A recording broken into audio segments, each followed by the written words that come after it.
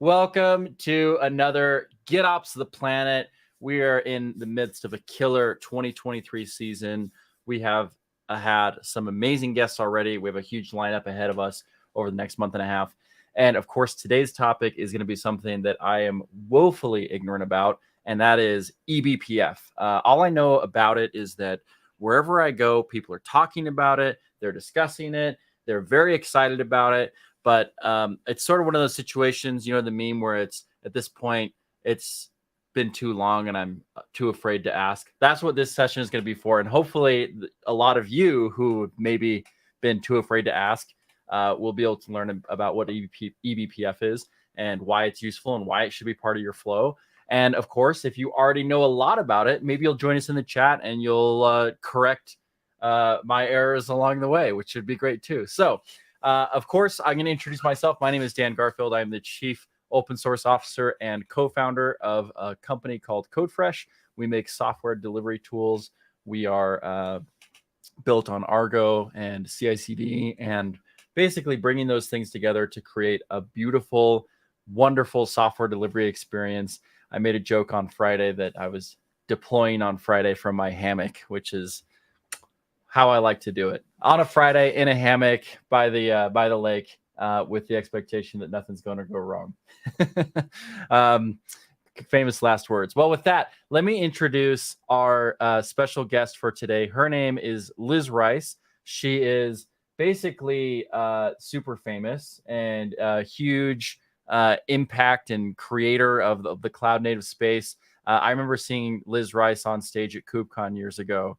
And thinking, man, that's somebody who is really impressive. So with that embarrassing intro, welcome, Liz Rice. Hi, Dan. I feel a bit like, oh, yeah, no pressure now. Yeah, no pressure. Yeah, so some things to live up to. And something actually I was going to ask you about even right off the bat. And I was stoked that we both wore our purple shirts. Color coordinated. Yeah.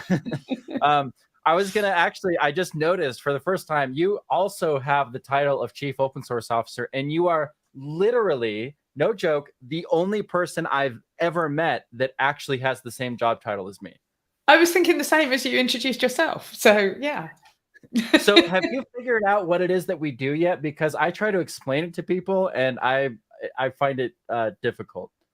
Yeah, and I think particularly because ISOvalent is so much of an open source centric company anyway, a vast majority of our engineering is open source, and I certainly don't run all of engineering, so kind of confusing. But I would say a big part of what me and my team do is around community and making sure that people can engage with Psyllium and, our open source projects. And also the relationships that we have with foundations and other open source projects. So that kind of outward facing community relationships, advocacy, and I guess making sure that open source Psyllium remains accessible to anybody who wants it to be. We look after a lot of, on behalf of the Psyllium project, we look after a lot of ways that people engage with the project. Does this explanation satisfy the in-laws? Yeah. I'd have to start with explaining open source, and yeah. Because I find people are like, so you work with like computers, and I'm like, yeah, I work with computers. And they're like, can you look at my phone because it's doing this thing that's really bugging me? And I'm like, okay, sure. I mean, I could probably look at your phone too. So I don't know if it's very clear. Right when I took on this title and this job role, I went on LinkedIn and I searched, and I think I found one person that had the job title already. And I pinged him on LinkedIn and I said, hey, I'm just starting this new role. I'm not sure how to explain it, and I'm going to be figuring it out and trying to navigate this. I would love if I could give you a call and pick your brain for 30 minutes. And they reached back and they said, no, I'm far too busy for something like that. And I mean, at least they responded. Collaboration. Yeah. So if anybody is in a similar boat and reaches out to me, hopefully I'll make the time to respond. But we'll see. How do you explain it? Is your explanation similar, or is it? Yeah, it's similar. I say I do a lot of community stuff. I do try to explain open source if we have the time. I usually settle for just explaining what CodeFresh does, and I explain it as we make software that helps people make software. And they usually get a little bit of a chuckle out of that idea. And I say, yeah, we're creating our own market, and people will kind of laugh at that, and that'll be enough said. And if they're really interested in digging into it, usually I see their eyes starting to glaze over by the end of the sentence, and it's like, all right, we'll move on. But I live in Utah, and the area that I live in, there aren't tons of software people, so maybe that's just the crowd that I'm swimming with. Yeah. Well, so today's topic is eBPF, and I think we said what's all the buzz about eBPF, and you guys have this wonderful bee logo, and of course I'm in Utah, which is the Beehive State, so you'd think that the headquarters for eBPF would be here. Maybe it is, and I just haven't found it yet.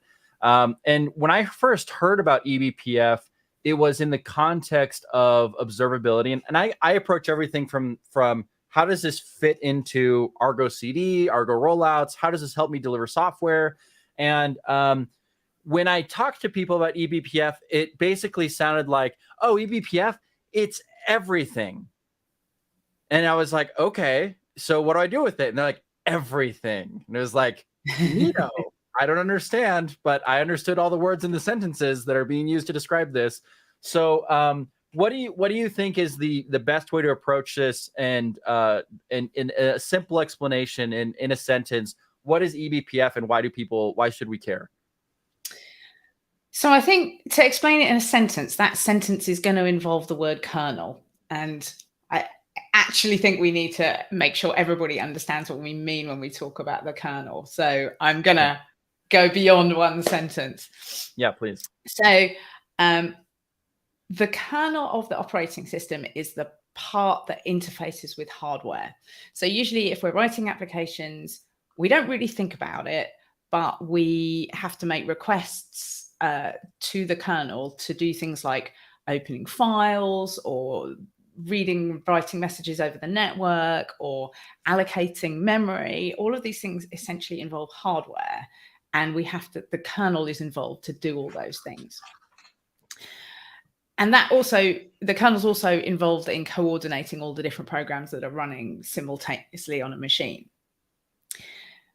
eBPF lets us dynamically change the behavior of the kernel. Normally, changing the kernel requires either a kernel module, rebuilding your kernel, and then having to reboot your machine.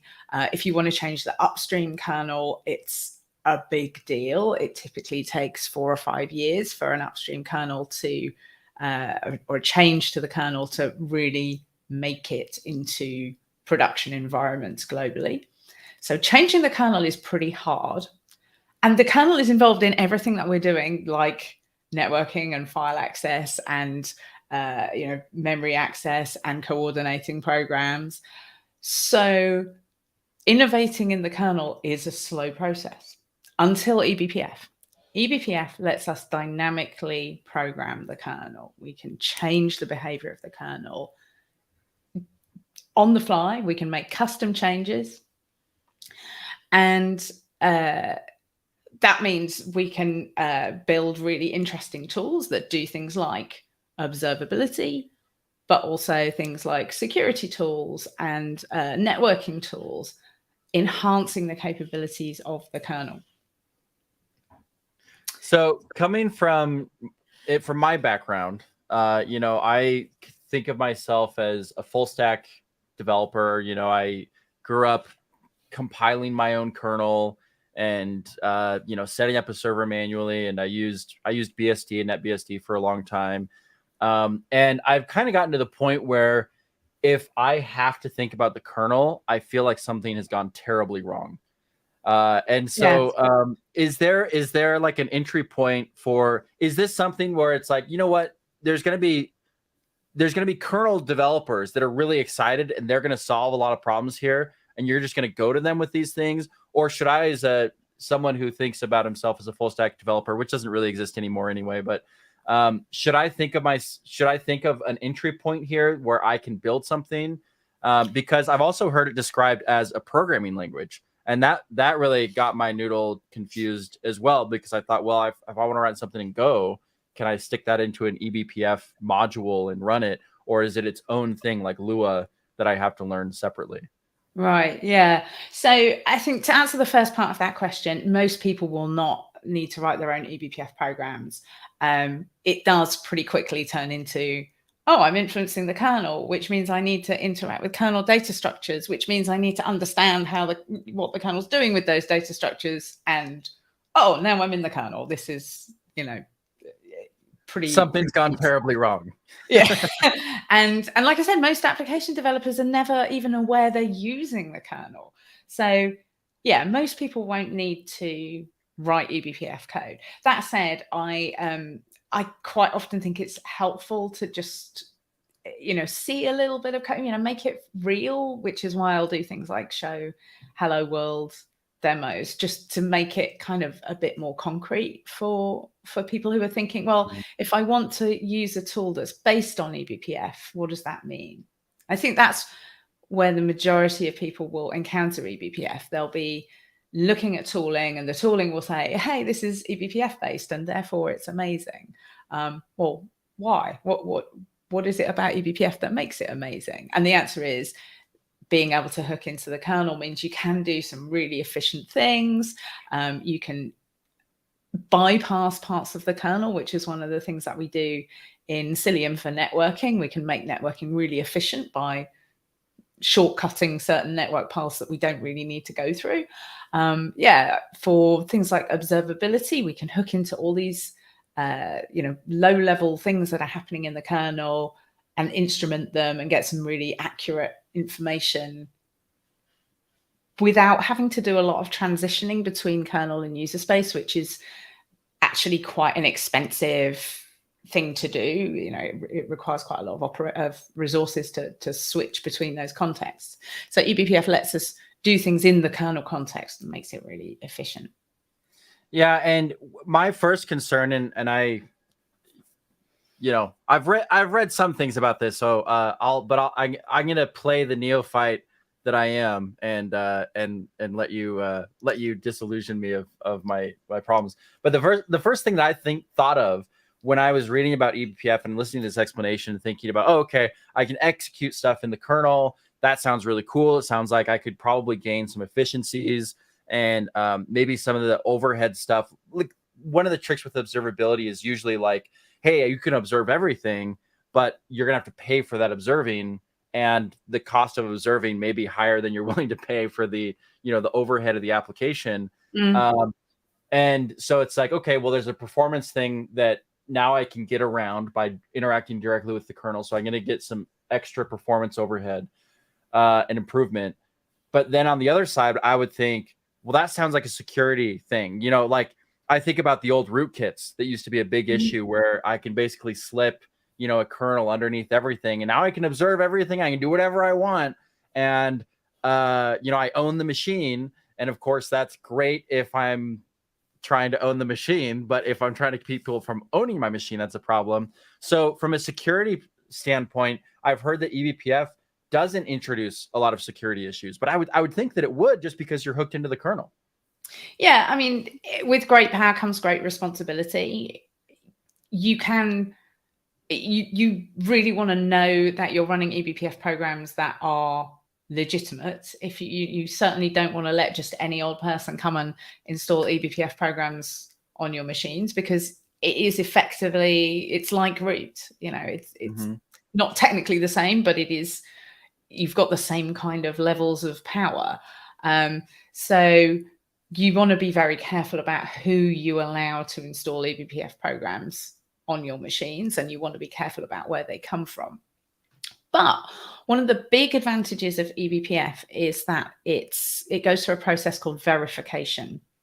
So as you load a program into the kernel actually does an analysis step, runs through all the possible paths that the program can take, and makes sure that it's safe to run. So it cannot crash the kernel. It's never going to try to dereference a null pointer, for example, that it's only going to make kind of legitimate function calls depending on like what you're allowed to do. If you're looking at a network packet is different from what you're allowed to do if you're observing a file being opened, for example. So the context that you're running the program in is important.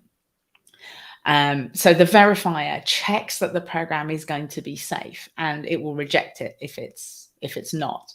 And that's the huge advantage of eBPF over things like kernel modules, which people were, I think, legitimately quite often afraid to install in case they had, dubious effects on their system. Yeah.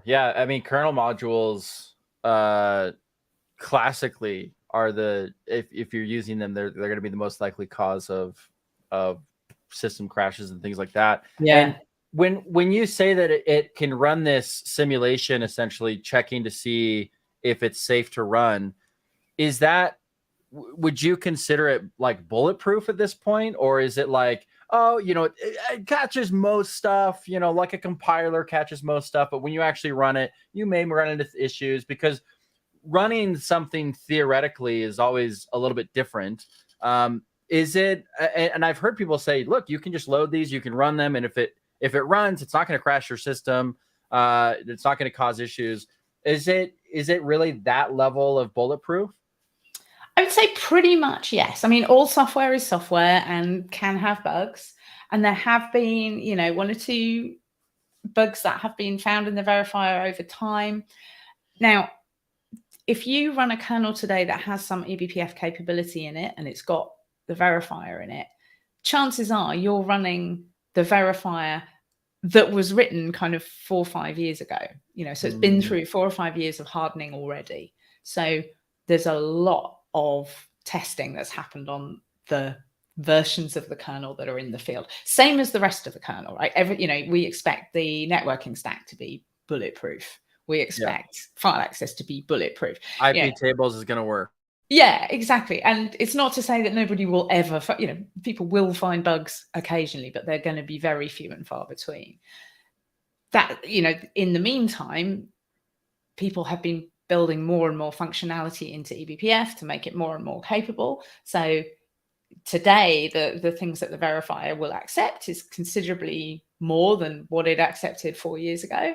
And in, 2, 3, 4 years time, that's the version that everybody will be running in production. And, some people are running cutting edge kernels because they want to take advantage of that kind of thing. So maybe if you're Meta or you're Netflix, you're probably running some really up-to-date kernels to get that newer functionality. But for, most of us, we're probably going to rely on a distro like Ubuntu or RHEL or Debian or whatever that's got an older version of the kernel. Yeah, and I mean, I've seen this at I don't know if Dropbox is using eBPF, but for example, they rewrote all of their own storage drivers because that's their business. That's core to their business. So that makes sense that they're going to go really deep on it, because if they can eke out a 2% performance improvement, that's worth millions of dollars to them. So it makes perfect sense. But it seems like, those things basically meant people were building their own kernels. And on eBPF, one of the big advantages, and you referenced it, was that you can actually add it to an existing kernel. You don't need to reboot. And so you can actually just kind of interact with it in real time, which sounds, I remember building a kernel when I was a kid and being like, oh, sweet, I'm going to start this kernel building, and when I come back tomorrow, I could have something that I could boot. This will be really cool. That sounds great. But it sounds like with eBPF, I could be kind of live hacking on this thing and interacting with it almost in real time. Yeah, and there's some really great use cases like mitigating kernel security issues. So imagine, there's a great example is packet of death. This is pretty, I guess, easy to understand. Imagine that there's a kernel bug that means that if you send a particularly crafted network packet, it's going to crash the kernel. This has happened. And if you're an attacker, You deliberately craft that network packet, you send it to your victim, and the victim's machines just start crashing. We can write an eBPF program that inspects the packets before they really even get to the network stack, before they even really get to the CPU, in fact. As soon as the packet comes off the network interface, we can look at it, we can see if it's, crafted in this particular way to hit this exploit. And if it is, we can drop the packet. And then that means we can just install that eBPF program across the fleet of machines and immediately mitigate that vulnerability. And at some point, we probably want to install a kernel patch, but we don't need to reboot at all. We've just essentially fixed that problem. And eBPF is also being used a lot for things like firewalling or DDoS protection, and firewalling as well. Protecting against these kind of network attacks in this incredibly efficient way. I mean, that's such a game changer, because the idea that I could roll out a super hyper performant patch that's not going to have an impact. If I add 2 milliseconds to my requests, I'm not feeling great about it. But it sounds like I'm not really adding anything to my request time, my response time, and I get that protection right off the bat across my fleet, and I can do it at the kernel level. So within the, so I want to come back into some of these technical, interesting nooks and crannies. But for the people that are listening that are thinking, okay, kernel hacking, that's neat. We had this comment from somebody a few minutes ago who said something kernel, it observes everything, which is kind of how I think about it. And I'm hearing a lot of really cool capabilities. Yeah.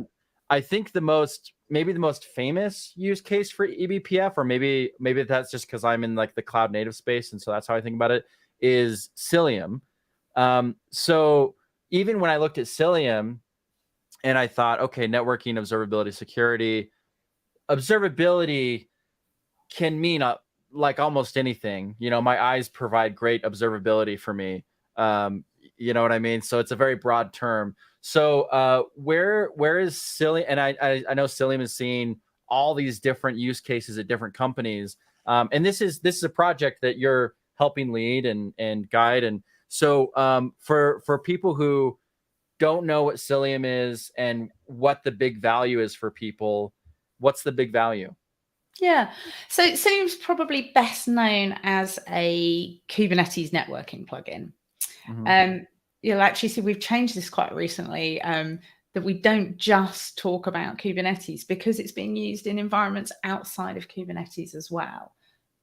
I would say the majority of our users today are using it with Kubernetes, but if you want to connect to external workloads, we have people using Psyllium for load balancing entirely independently of Kubernetes. So there's quite a lot of different environments where it can work. And yeah, it provides incredibly high performance networking because of this ability of eBPF to essentially pick up packets, maybe pretty much straight out of the application at the socket level or right at the network interface level, and shortcut the path that it needs to take. In a containerized environment, we deliberately isolate our workloads into these containers, and containers essentially run their own networking stack. So you have to send a network message from the host machine across a virtual network interface into the pod. And that isolation creates all sorts of benefits. That's how we can, run lots of different applications simultaneously on the same machine without kind of dependency conflict. But it does things like make the networking path a bit slower. But with things like Psyllium, we can make that path much more direct and more efficient. And we can also add in lots of interesting features, like the ability to connect transparently to external workloads that might be running on a VM. We can do things like network policy, so we can drop packets. I mean, I talked about dropping packets for kind of mitigating an exploit, but you can just apply policy to say, can this service talk to that service? And if not, we just drop the packets. Again, super efficiently. And then finally, observability. the ability to kind of show a record of every single network packet, you might want that granularity to solve a problem. Or we can aggregate that information into service maps, show how different services are communicating together. And all these things are built up from Psyllium's observability component that's called Hubble. Well, this actually goes to a quote that I heard from Linus Torvald, and I threw it in the chat. I'm going to put it up here, where he said eBPF has been very useful, and the real power of it is how it allows people to do specialized code that isn't enabled until asked for. So, for example, where you're saying, hey, what if I wanted to record every packet? Doing that normally is kind of an expensive operation. But if I'm experiencing some situation where I could really use it, it sounds like with eBPF, I could basically load it in, turn it on, drink from the fire hose as long as I need, and then shut it off and have very little performance impact from the end user's perspective. But also I get all the data that I want. Whereas normally I would, I don't want to pay to store that because it's just too much, but I could do it live and get all the information that I needed. That sounds like you can part do of it the live. implementation you're talking about. You also get the possibility of filtering it in kernel. So if you know, for example, I've got a problem that I want to look at that's affecting, some particular service or affecting a particular Kubernetes namespace, we can filter that in kernel to make that, more efficient and potentially limit that. You can have the whole fire hose if you want the fire hose, or you can look at a more filtered view of that information if that's what you need to solve a problem. Yeah. So, and that filtering again happening at the kernel level. So it's going to be high performant, happening basically on hardware. So it doesn't have that kind of virtualization layer on top of it. You mentioned something else about networking that I was curious about. So when, I'm running behind me, I've got a Kubernetes cluster right here that's running K3s. And I don't know what actually is the networking component underneath. I know it's creating virtual IPs and all this kind of stuff. You said that we could actually improve the performance of Kubernetes itself. Do we essentially replace that stack with like a virtualized one where stuff like routing is happening actually through eBPF, but then it pops back up as if it were just a normal software layer? Does that make sense? I feel like I'm asking a dumb question, but I don't know it does. I mean, so there is a blog post that I can probably find the link to pretty quickly where there's some performance improvements. Let's see if I can find it live. Nagam says it allows to cut paths, and I was trying to think about what that means. If I might have to go through a whole network interface back over and then back up into this container, but am I just basically cutting so that the underlying kernel of the machine is actually doing the networking instead of going through that virtualized layer? Yeah, let me see if I can share a screen. Oh yeah, you should be able to. Now I just have to work out which one I'm talking about. Let's try this one. Yeah. So I think this is the blog post I was hoping to find, which, I mean, it's a couple of years old, but it was looking at some comparisons of eBPF enabled data paths and kind of regular legacy non-eBPF paths. And we actually did some testing of not just Psyllium, but also Calico, which had also introduced an eBPF path.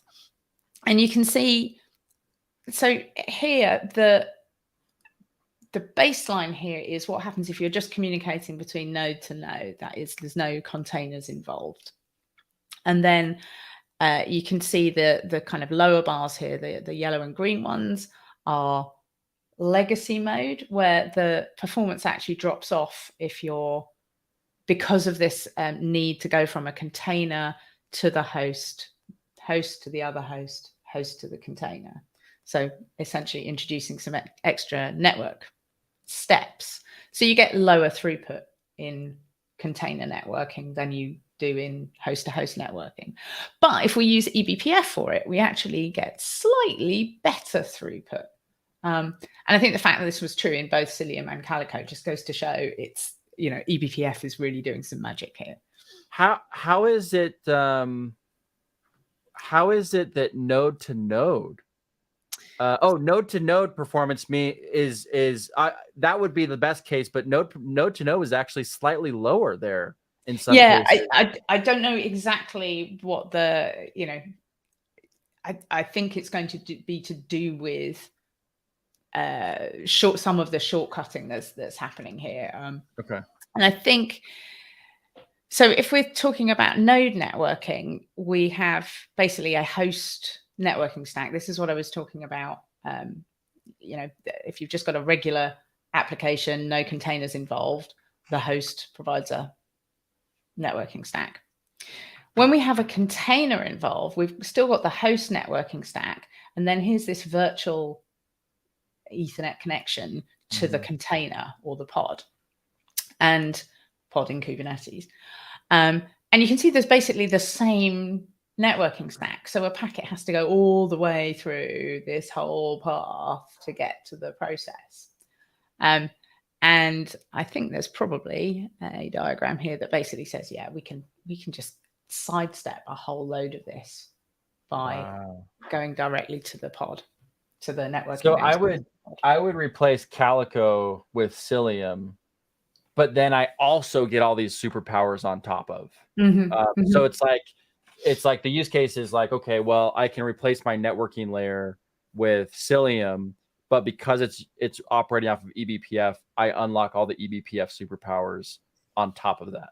Yeah, exactly. And things like, we can have additional eBPF programs to do the observability, to send that, information about what packets are. You might want to inspect individual packets at a layer 7 application protocol level, and we can do that.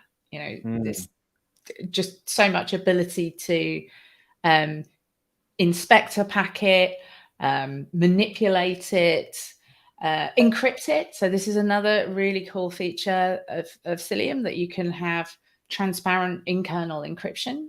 So you don't have to do anything at the application layer. You just configure Psyllium to have either IPsec or WireGuard encryption turned on, and everything between nodes gets encrypted. So all of your traffic on the wire will be encrypted, which I think is pretty cool. Yeah, that is very cool. And so this actually brings me to another kind of topic that I saw with eBPF, which is people have been calling eBPF the sidecar killer. And I thought, well, wait a second. I mean, okay, with MTLS, enabling MTLS, that's something that we do sometimes using sidecars because it's just really easy from a software delivery standpoint to just separate it as a concern and just deliver a sidecar and just run it separately. And then the users don't have to worry about anything underlying. And this kind of goes a little bit to some of the, I'm also curious about why this is so important in the container space, because obviously I could use it anywhere. So I'm curious why it's hit such a fever pitch there. But with a sidecar, I don't have to modify my container. It seems like with Psyllium, I wouldn't have to modify my container either, because I would basically just be loading in, not into the container's kernel, but into the kernel underneath the container, which then catches everything that goes up to that, those layers in the container. Does that make sense? That is exactly right. And again, it comes down to this idea that with containers, we have deliberately isolated containers from each other, which is a good thing. But then if you want to have common functionality that applies to, all of the containers in a given app, you've got to duplicate it. And that's how, that's why sidecars were invented. It's a way of injecting that common functionality into every pod that needs it. As soon as we can say, actually, we can just do that in the kernel. And there's only one kernel per machine, right? So all of those pods share the kernel. So we no longer have to have a duplicate version in every pod. We can have it in the kernel. I mean, provided we can create that functionality in the kernel. Not absolutely everything today can be implemented in the kernel, but an awful lot can. So, yeah, there's a ton of power, and there's still more to come in the future, I'm sure. Wow. Yeah, it feels like it almost opens up a whole new, I don't want to use the word paradigm because it's kind of overwrought, but like a whole new tool belt of ability to increase performance. And I mean, in that graph you were showing, like 5 gigabit performance improvement is nothing to sneeze at. That's a serious performance gain. And it sounds like there's a lot of cost implications to this, because I can actually lower CPU utilization. I can have higher packing of my containers on nodes, so I can be more efficient. But I can also be more efficient with my network paths. So I may even save money on networking fees, because it doesn't. I mean, usually with it, if you're running a Kubernetes cluster in AWS or something, you don't have to pay a lot to get communication from a container to a container within the same cluster. But and I still have to do node to node communication anyway. So maybe that's not the case, but it does seem like there's a pretty big impact that it can have on performance across the board and observability and all these other elements. So with Psyllium, is it already baked into, is it, I think it's underlying GKE. They're using it for their underlying Kubernetes networking. Is it, what's that? It's called Data Plane V2 in GCP. Yeah. Oh, Data Plane V2. Okay. Yeah. And so is it just being baked into like most Kubernetes distributions now? Are they just switching to Psyllium? Basically, yes. So Azure have recently announced the Azure CNI powered by Psyllium. AWS uses Psyllium as the default for EKS Anywhere.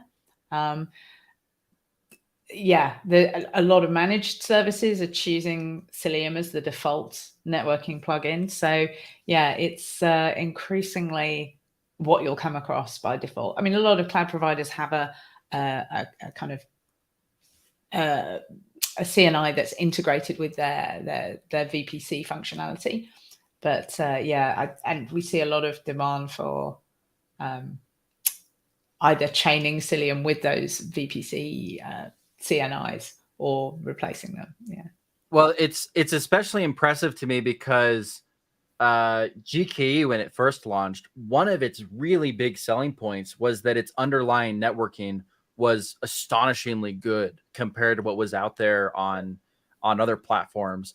And the fact that they would then say, actually, we need to bring in Psyllium to help improve this stuff, that's pretty impressive. And they've been involved, they've been contributing to Psyllium for a long time as well. So, oh, yeah.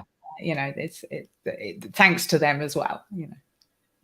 So I want to call up this comment from Nagram. Is this person on your team? Because they've been making very good comments. Do they work at ISOvalent? Not unless they've joined and I haven't noted. No. Okay. Yes, well, this is a really great point. I love XDP. Yeah, so he says with XDP, it even allows to leverage hardware offloading features while still using the classical Linux network stack, allowing good kube integration compared to other technologies such as DPAC. What's XDP? Yeah, so it stands for Express Data Path, and it's really a kind of event, if you like, that you can attach eBPF programs to, and it's the arrival of a network packet. As soon as it arrives, I mean, you can think of it as being literally as the packet comes off the wire. That can be implemented in the kernel, or it can be offloaded to a driver, or even to a processor on the network card. So you can actually install eBPF programs into the XDP hook on a network card. So this is what you meant when you said we can filter it before it hits the CPU. And when you said that, I was thinking like, yeah, how? Yeah, but it's got to go to the CPU. Like, is there some other CPU? But there is. It's because it's in the networking card.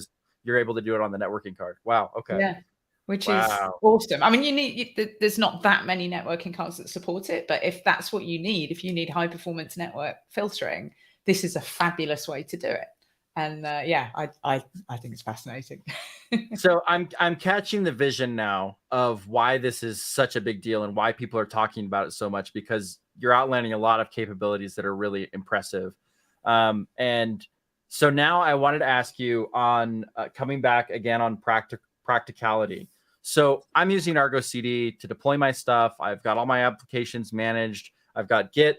And a part of this is observability, because I'm observing the desired state of my system. And then with progressive delivery, I'm bringing in things like Prometheus to do analysis of performance and things like that. Should I be seeing maybe some eBPF powered observability stuff in my analysis templates now? Should I be seeing, like, it's not just looking at error logs. Maybe I'm profiling CPUs more directly using eBPF to get that kind of more holistic approach to the health of my services that I'm deploying. Is that something I could be taking advantage of? And what would the direct path be? Is it interfacing directly with Psyllium from Argo rollouts, or does I don't know if you're super familiar with Argo CD and Argo rollouts, so maybe my question is a little confusing.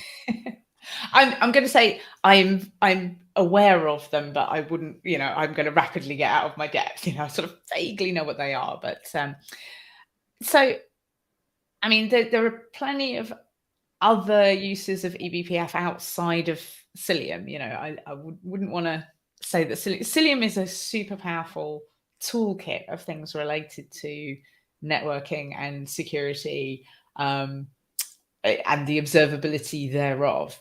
But there are tons of other things that you also might be interested in observing. I think many people who've heard of eBPF, they will have seen Brendan Gregg talking about observability and tracing tools he built a ton of tools while he was at Netflix, where they have some, pretty interesting scale performance issues to look at. And, he did an amazing, he was an amazing part of popularizing eBPF for observability. And there's literally not a part of the Linux system that hasn't had an observability tool built to measure it and give you metrics out of that. From there, you probably also want some Kubernetes context information. So if you're talking about things like CPU usage, you're less interested in what's happening per machine. You're more interested in what's happening per application, per namespace, or per pod, or what's the pod that's eating all this CPU, for example. So you probably need some contextual information around that, and there are a few projects that have been doing that. Inspector Gadget is one that springs to mind that takes a lot of those kind of original BCC type tools. There's another one that takes BPF trace and adds Kubernetes sort of metadata to the results. And then there are, I'm struggling to think of another one outside of Hubble. So Hubble being Psyllium's observability component, but Hubble generates Prometheus metrics as well. So if you're looking at things like network performance or latency or error rates, that kind of thing, then having those metrics in Prometheus and displayed in lovely Grafana dashboards is pretty interesting. And I imagine that if you're doing things like rollouts and you want to see, have I suddenly got a whole load of application errors, then that kind of dashboard would be really useful. Well, it would be interesting potentially to see noisy neighbor effects. Maybe my pod is actually running fine, but I'm causing problems across my other services because the pod that I deployed has changed the profile in some way.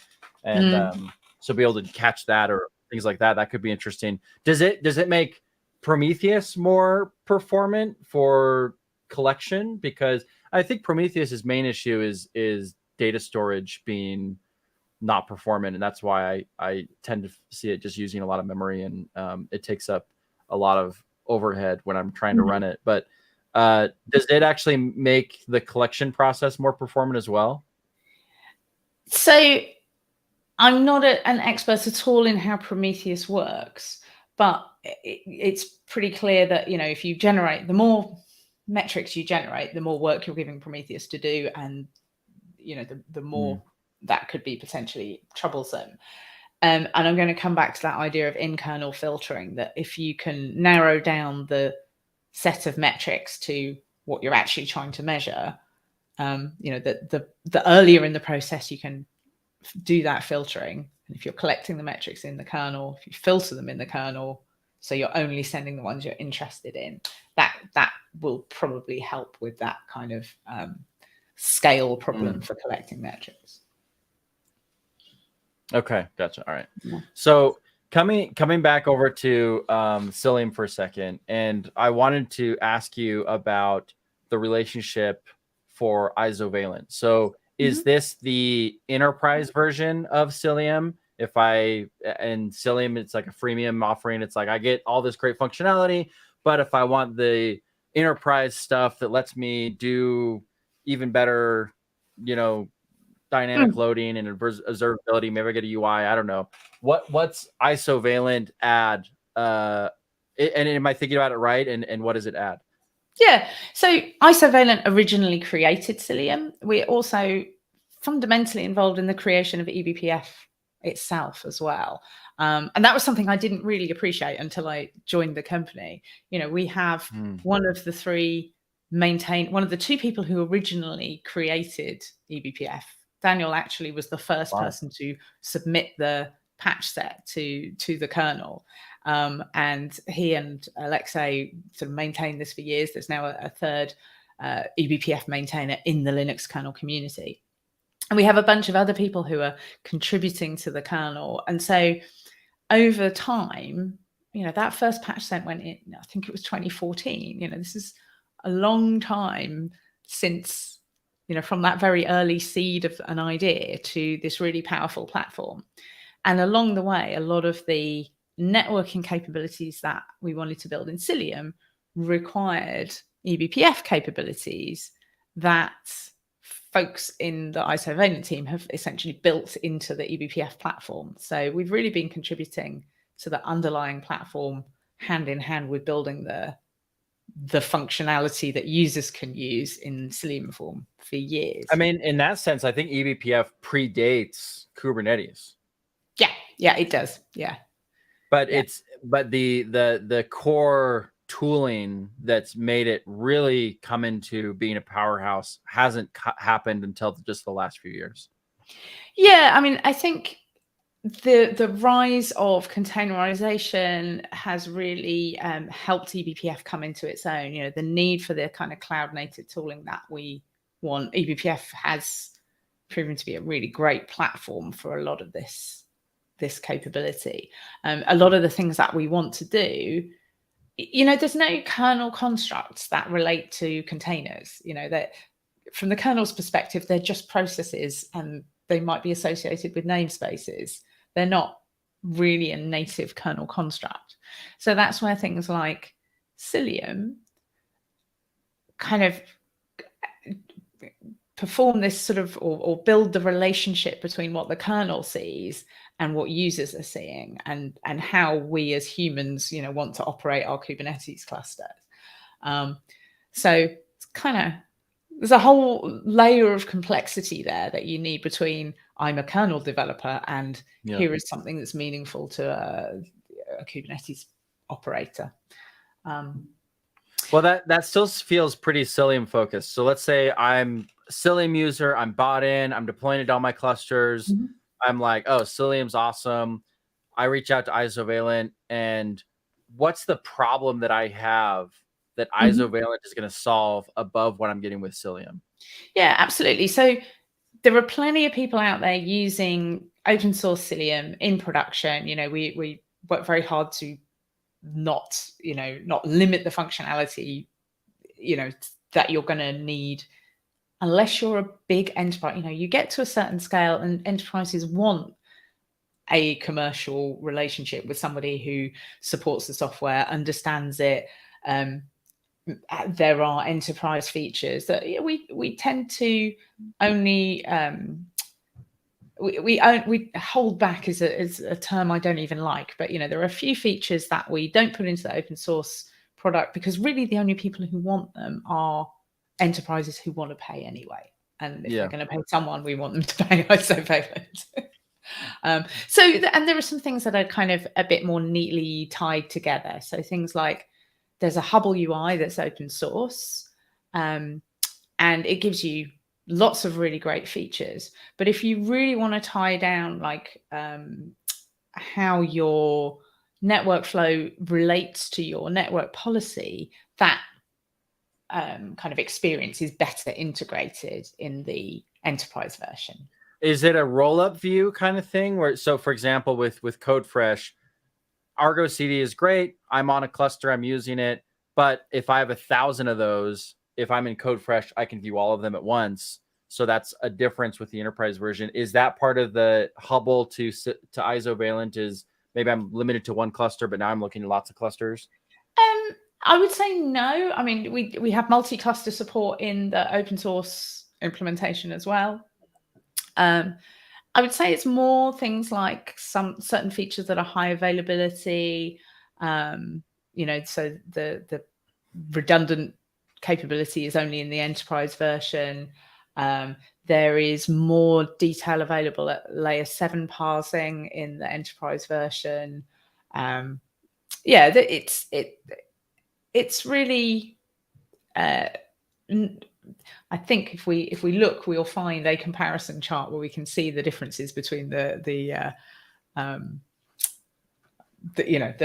source and the enterprise versions. I think there's a comparison chart somewhere. Maybe under product. I think it might be under. I think it's under product. Yeah. There we go. That's what I'm thinking of. Yeah. So, for example, in Tetragon, we have so Tetragon is the security observability sub-project of Psyllium. And so there you can see, a bit more detail on layer 7 protocols, detail about exactly which, encryption algorithm you've negotiated, that kind of thing. Oh, automated threat mitigation. Okay. So actually, I want to drill on this feature for 1 second. So does this mean that as you become aware of, you mentioned like the packet of death, does that just automatically roll out to users of ISOvalent? Or is it actually profiling and saying, oh, this thing looks out of order, we're going to set up a filter for it automatically? I would have to check into exactly what that means. I mostly focus on open source, so some of the enterprise features are a little bit. I have the same issue sometimes. Yeah. I can find that out. Okay, so let's bring up another comment here. So first he brings up core. He says core compile 1, run everywhere because internal API is not stable. This was a problem in the early days of eBPF. And then he says, actually, I feel this is great work. Yeah, because new features such as core and the other breaking of more and more limitations makes eBPF more mature and useful and global. I also like the live changing abilities with LSM, etc. The kernel hooks allowing to connect to C groups granularly is also very useful when measuring container usages. So, okay, here's a question I want to ask about the dynamic nature. So coming from, we're on GitOps the Planet, right? My state, my desired state is expected to be described entirely in Git, or not necessarily Git, but any versioned and immutable source of truth. And the dynamic nature of eBPF makes me actually just a little bit nervous that I could be installing all these extra kernel modules and things, and maybe these things are happening and from a user clicking through somewhere and that state isn't represented somewhere. So how is that handled? Is it, within Psyllium's UI, I create a custom resource? I wouldn't create a custom resource. I would inject something directly into an eBPF module and it would roll out. is that represented in Git somewhere, or is there a source of truth for that, or how does that operate? Yeah, so I would say in Psyllium, you're not directly interacting with the eBPF programs. So Psyllium's either doing them automatically for you, or doing them in response to the creation of a CRD, or doing them in response to some kind of configuration setting sort of outside of Kubernetes. So things like if you're doing multi-cluster, Psyllium can connect multiple clusters. That requires some changes to the eBPF programs to connect the networking, and that's kind of configured in.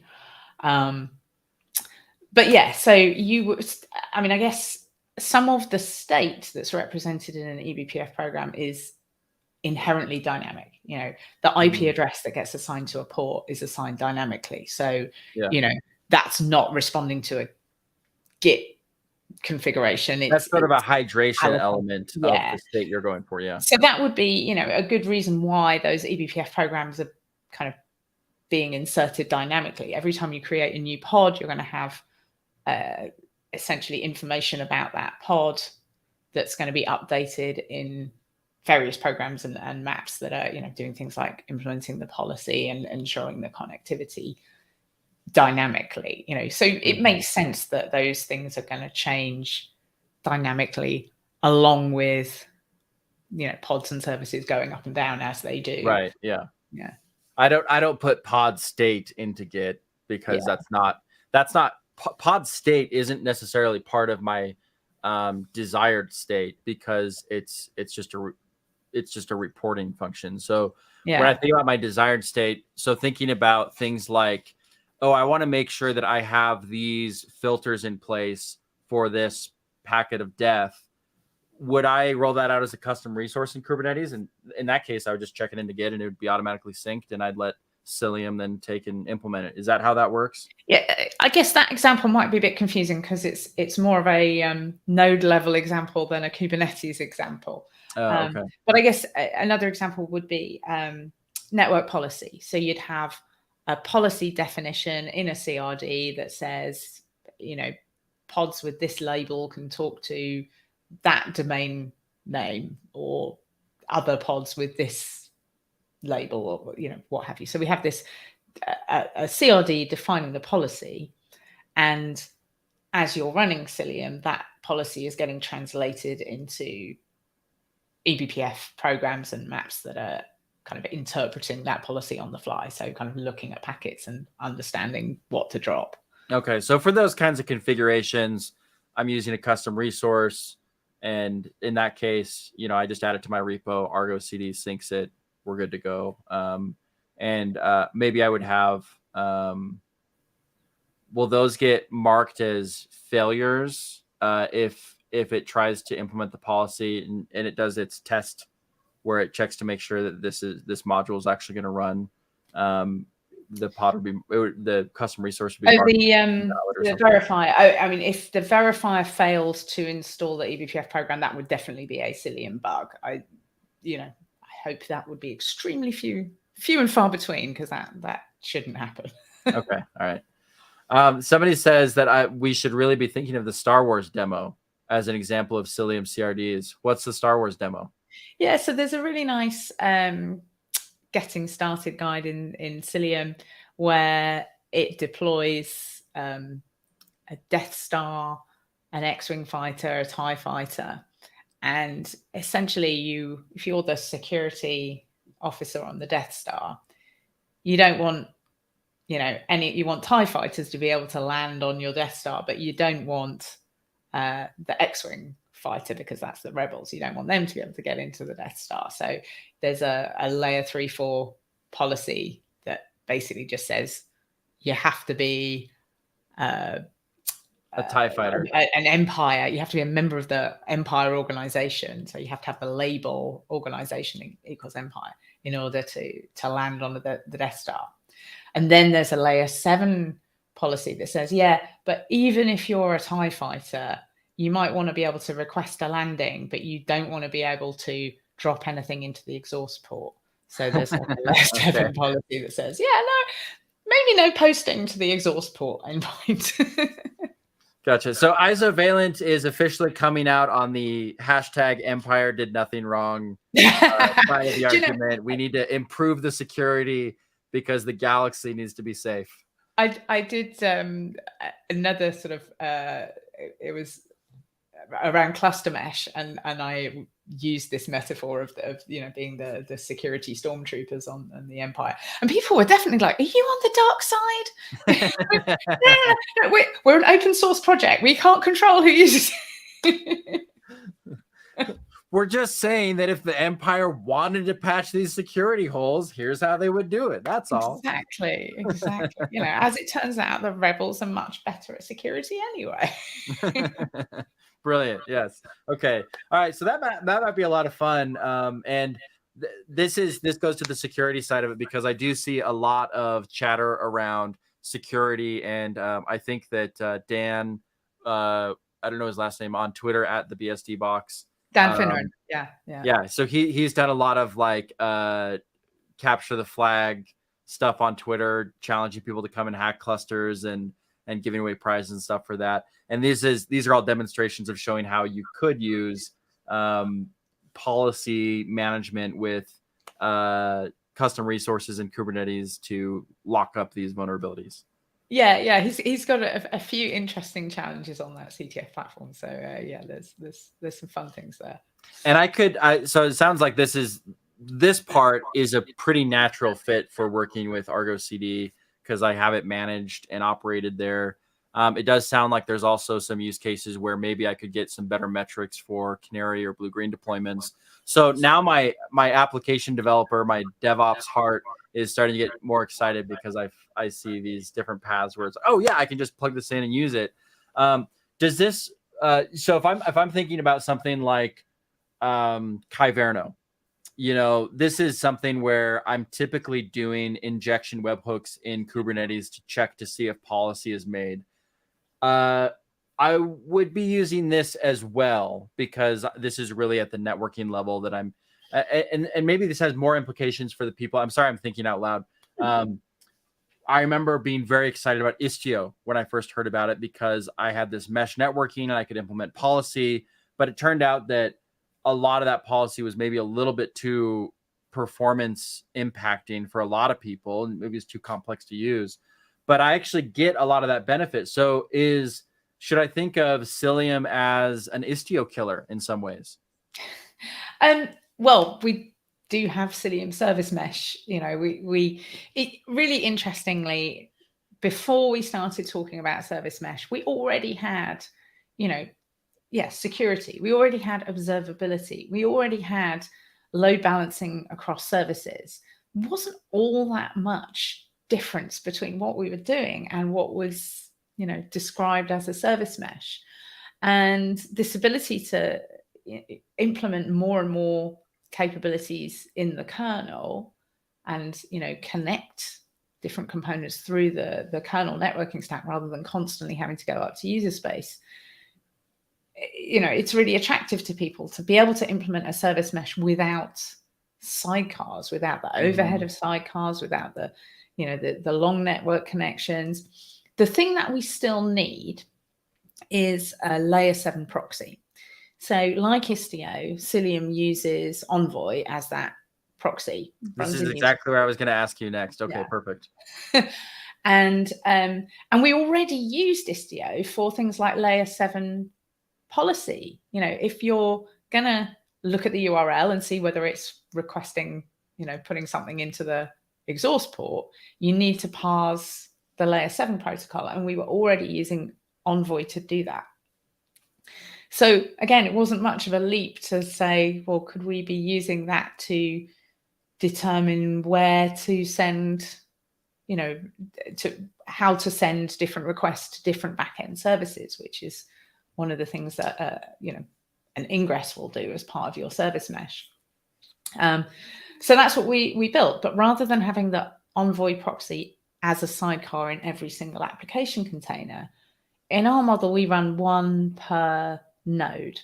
There's the possibility of running maybe more than one per, so that you could have different instances for different namespaces, for example. But so far, all of our users have been kind of confident with using one per node.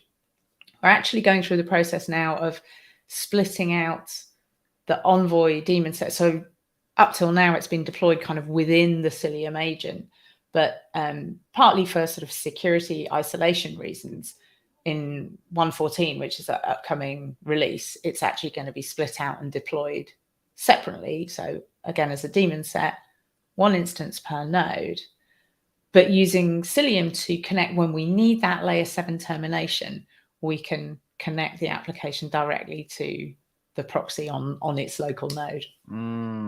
Okay. Wow. All right. Wow. This is pretty cool, Liz. I think so.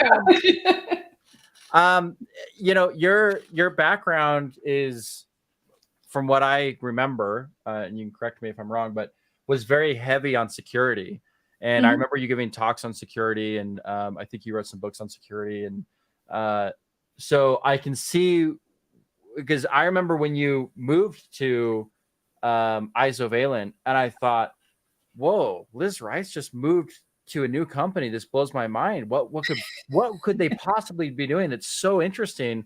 And now I'm getting it. I'm catching this vision that you're laying out, because it does impact kind of every part of the software operations project, and there are these possibilities. And this is why so many people are excited, and they're talking about observability, they're talking about security, they're talking about all these things, because you really can do all of these things with eBPF powered technologies like Psyllium. It's just a matter of, nailing down the right, use cases, and people building it. So yeah, I mean, it's Psyllium is a pretty capable toolbox.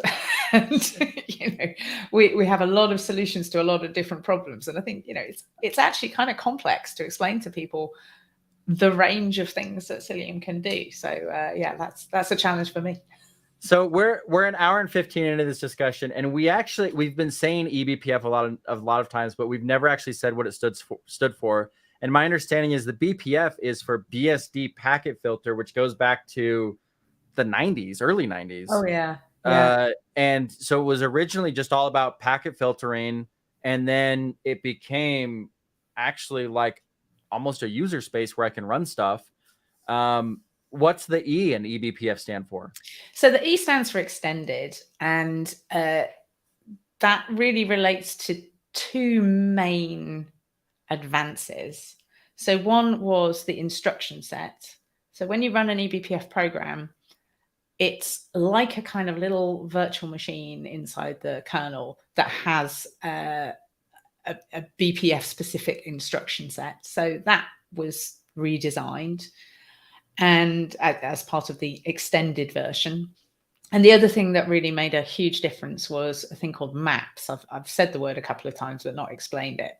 So an eBPF map is a data structure that you can access from within an eBPF program or from user space.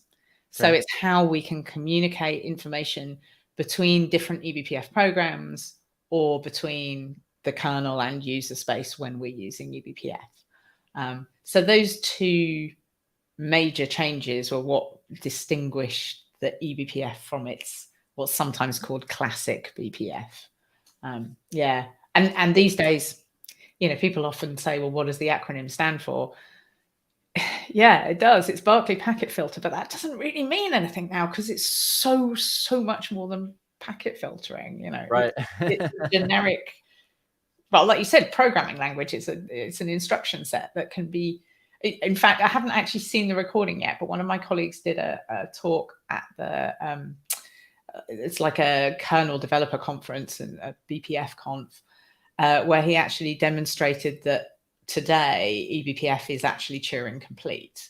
So there is going to be a lot of stuff that can be built. I'm very interested to see what people are going to start building in there, because all the benefits you've laid out. I mean, I was even just thinking, I know it's not your focus, but I was even thinking like, I used to have to install like GPU kernel modules. I wonder if they're going to take advantage of eBPF somehow, so that I'll have fewer, crashes in like a gaming machine or whatever. I know that's a little out there, but use case, but it seems like it would be potentially possible to do something wacky like that. Yeah, I have no idea about how, what eBPF hook points would be. How I don't know very much about how GPUs work, but yeah. Well, I'll tell you another reason that I think it would be interesting is because within Kubernetes, if I want to do machine learning or if I want to do AI, I want to take advantage of GPUs, and typically they don't share resources very well. So I basically can allocate a GPU to like a pod, and I can't have 20 pods operating off of that. And they've done some work on this, and this has changed a little bit. But typically for these like machine learning models, I'll take advantage of a GPU loaded to a pod. But I wonder if through eBPF and I'm totally talking out of my rear end right now. I have no idea. I'm not familiar at all deep enough to know this kind of stuff, but I wonder if you could actually improve distribution of those kinds of workloads by taking advantage of this packet filter, extended packet filter. I don't know. Somebody did say there's BPF HID that allows you to map keys on non-standard keyboards and mouse. That's interesting. Yeah, I think this is the ability to hook into hardware interfaces. I think it's another one of these sort of relatively new areas that, so say you've got a controller or a keyboard or something, and you want to change it, or maybe there's, a bug in the driver, you can correct it on the fly. Yeah. Wow. Yeah. Really interesting. Okay. So, as we're coming to near the end, I had one other question I wanted to ask you from a technology standpoint, which is the other thing that people were really talking a lot about this last year were WASMs, WebAssembly modules. And people said, oh, you know what? We're just going to build WebAssembly from now on. We're going to don't even think about containers anymore. That's going to be the past. It's now going to be WASMs is where we're going to do everything. And I see a lot of people doing the same kinds of use cases with eBPF. I see people doing those with WASM. Are these complementary? Are these competitive? Do they fit in together? I don't know enough about WASM to be completely sure. What I've seen looks relatively complementary.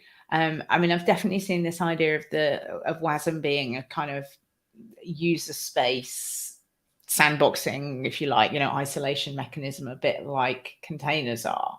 So in that sense, my mental model is, maybe there's going to be a kind of WASM orchestrator, and I'm not personally too sure what the pros and cons would be of that. The other thing that we do see is things like WASM filters implemented in Envoy. So if you want to extend Envoy to do some custom filtering, you can write WASM modules to do that. Again, it's in user space, so I see that as complementary. But maybe some of that functionality eventually, sometimes things are, more efficient and more accessible to be done in user space, and other times there's a huge efficiency to be done by pushing it into the kernel. So I think it might depend on what the problem is that's being solved. I don't think most business application logic is going to be pushed into the kernel. I think that will always be user space. Yeah, I guess there is some WASM BPF tool chain project out here that some people are working on that lets you take WASM and throw it into eBPF somehow. So that's pretty interesting. But is it that way around, or is it to run eBPF in WASM? I thought it would be opposite. With WASM BPF, users can dynamically load and securely execute user-defined or community-contributed WASM eBPF codes as plugins in their software products. That sounds to me like I can write eBPF programs in C or Go, and then it will run it in the eBPF layer. So that's interesting. So eBPF bytecode,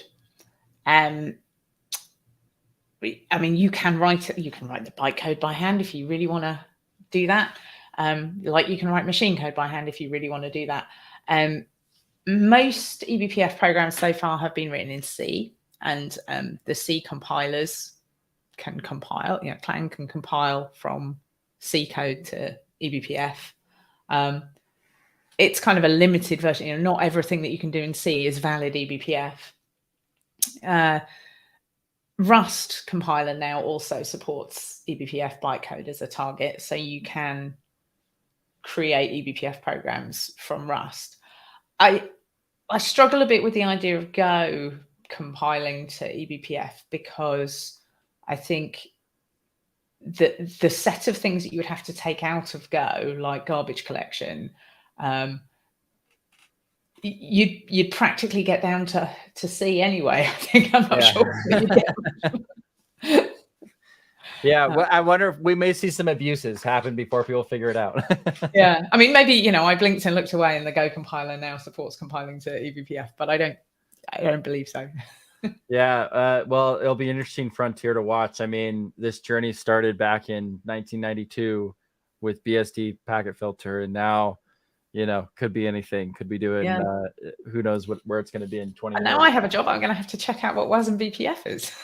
Yeah. All right. Well, I'm glad you did a great job of explaining a lot of stuff to me. I'm glad I was able to add one new thing for you to check out.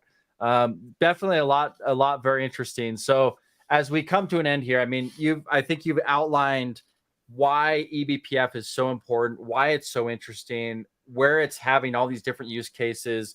It's made me start thinking about, I wonder if there's areas within Argo, within CodeFresh that we should be thinking about integrating or getting down to the eBPF level and surfacing up some of this functionality for different use cases.